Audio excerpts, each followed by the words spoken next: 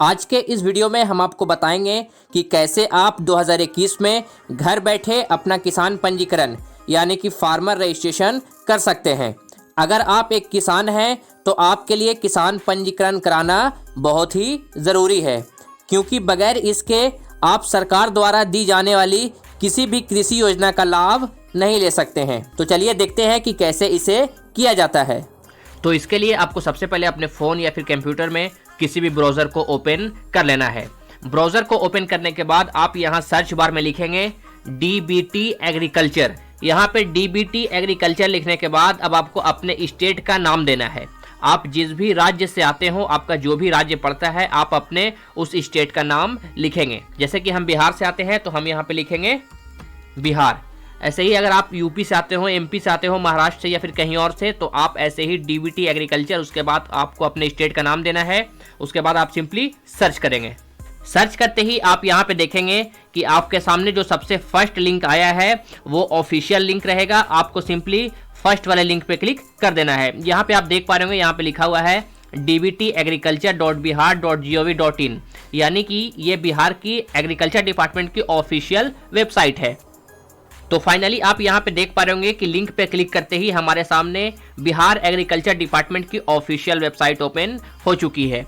अब हमें यहाँ पे अपना किसान पंजीकरण करना है। तो किसान पंजीकरण करने के लिए यानी कि फार्मर रजिस्ट्रेशन करने के लिए आपको एक ऑप्शन यहाँ पे मिल जाता है। ठीक है, यहाँ पे आप माउस का कर्सर ले जाइएगा तो आपको यहाँ पे नीचे में 3 ऑप्शन दिया गया है।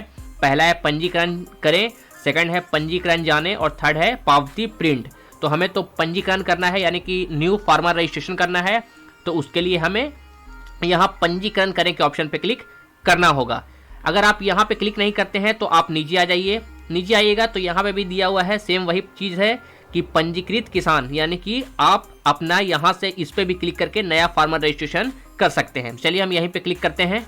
क्लिक करने के बाद अब आप यहाँ पे देख पा रहे होंगे कि आपसे अब यहाँ पे यूज़र को सिलेक्ट करने बोला जा रहा है कि आपके पास CSC सेंटर है या फिर सहज केंद्र है या फिर आप एक जनरल यूज़र हैं। तो चलिए हम यहाँ पे एक जनरल यूज़र हैं तो इस पर क्लिक करते हैं। उसके बाद अब आपके सामने यहाँ पे कुछ इस तरह का पेज ओपन होगा। तो इस पेज में आपसे यहाँ पे ऑथेंटिकेशन टाइप को सिलेक्ट करने बोला जा रहा है। तो यहाँ पे 3 ऑप्शन है। पहला ऑप्शन है डेमोग्राफी प्लस OTP, यानी कि अगर आपके आधार के साथ आपका मोबाइल नंबर लिंक है तो आप OTP के थ्रू किसान रजिस्ट्रेशन यानी कि फार्मर रजिस्ट्रेशन कर सकते हैं। सेकंड ऑप्शन यहाँ पे है डेमोग्राफी प्लस बायो ऑथेंटिकेशन। ठीक है, यानी कि अगर आपके पास फिंगरप्रिंट मशीन, जिसे कि बायोमेट्रिक मशीन कहा जाता है, अगर आपके पास वो है तो आप उसके थ्रू भी यहाँ पे अपना न्यू फार्मर रजिस्ट्रेशन कर सकते हैं। और यहाँ पे थर्ड है आइरिस, इसके थ्रू भी आप अपना एक नया किसान पंजीकरण कर सकते हैं। जनरली यहाँ पे दिखाया जाता है कि 2 ऑप्शन के तहत किया जाता है। पहला है OTP के थ्रू और सेकंड है यहाँ पे बायो ऑथेंटिकेशन यानी कि बायोमेट्रिक के थ्रू। तो चलिए हम यहाँ पे डेमोग्राफी प्लस OTP, यानी कि हमारे आधार के साथ हमारा मोबाइल नंबर लिंक है, इसलिए हम OTP के थ्रू अपना किसान पंजीकरण करेंगे। तो उसके लिए हमें यहाँ पे दिए गए टिकट यानी कि बॉक्स पे टिकट करना है। इस बॉक्स पे टिकट करने के बाद अब नीचे में यहाँ पे आपसे आधार नंबर मांगा जाएगा। तो आपका जो भी 12 अंकों का यानी कि 12 डिजिट का आधार नंबर है आप यहाँ पे इंटर करेंगे। उसके बाद आपको यहाँ पे अपना नाम इंटर करना है। नाम में ध्यान रहे आपके नेम की जो भी स्पेलिंग आपके आधार कार्ड में लिखी हो, आपको सेम वही स्पेलिंग यहाँ पे लिखनी है। उसके बाद आप सिंपली यहाँ ऑथेंटिकेशन के बटन पे क्लिक करेंगे। ऑथेंटिकेशन के बटन पे क्लिक करते ही अब आपके रजिस्टर्ड फोन पे एक OTP सेंड की जाएगी। तो आपको उस OTP को यहाँ पे इंटर करना है। OTP को फिल करने के बाद आप सिंपली वैलिडेट OTP के बटन पे क्लिक करेंगे। OTP डाल के वेरीफाई करने के बाद अब आपसे यहाँ पे पूछा जाएगा कि क्या आपने किसान क्रेडिट कार्ड लिया है। अगर आपने किसान क्रेडिट कार्ड लिया है तो आप यहाँ हाँ पे टिकट करेंगे, लेकिन अगर आपने नहीं लिया है तो जैसे यहाँ पे नहीं पे टिकट है ऐसे ही रहने दें। उसके बाद आप सिंपली सबमिट पे क्लिक करेंगे। सबमिट पे क्लिक करने के बाद अब आपको यहाँ दिए गए फर्स्ट ऑप्शन यानी कि किसान पंजीकरण वाले बॉक्स पे टिकट करना है, यहाँ आप चेक मार्क करेंगे। तो आप देखिएगा कि जैसे ही आपने यहाँ पे चेक मार्क किया, यहाँ पे टिकट किया, तो अब नीचे में यहाँ पे फॉर्म ओपन हो गया है। आपको इस फॉर्म को फिल करना है। तो इस फॉर्म को फिल करने के लिए आपको सबसे पहले यहाँ पे किसान का प्रकार चुनना होगा। ठीक है, जिसके लिए आप यहाँ चयन करें के ऑप्शन पे क्लिक करेंगे। इस पे क्लिक करते ही आप यहाँ पे देखेंगे कि 2 ऑप्शन है। पहला है स्वयं और सेकंड है यहाँ पे वास्तविक खेतिहर। स्वयं का मतलब हो गया कि आपकी खुद की जमीन है और यहाँ वास्तविक खेतिहर का मतलब हो गया कि आप आधा आधा पे खेती करते हैं, यानी जिसे बटाई कहा जाता है। तो तो आप यहाँ पे अपने अनुसार चुन लेंगे कि आपकी खुद की जमीन है या फिर आप बटाई पे खेती करते हैं। जैसे मेरी खुद की है तो हम यहाँ स्वयं पे क्लिक करते हैं। उसके बाद यहाँ पे एक ऑप्शन है किसान का प्रथम नाम और यहाँ पे है किसान का अंतिम नाम। तो यहाँ पे आपको बता दें कि अभी कुछ देर पहले आपने आधार और अपना नाम इंटर किया था, तो वही नाम आपका यहाँ पे आ गया है। तो इन दोनों बॉक्स में आपको कुछ करने की जरूरत नहीं है, आप डायरेक्ट यहाँ आ जाएंगे। यहाँ पे अब आपको अपने पेरेंट्स का नाम देना है। आप ध्यान दीजिएगा कि आपके आधार कार्ड में क्या लिखा है। अगर आपके आधार कार्ड में आपके फादर का नाम लिखा हुआ है तो आप यहाँ अपने फादर का नाम लिखेंगे, ठीक है। स्पेलिंग में ध्यान रहे जैसा उसमें लिखा रहे।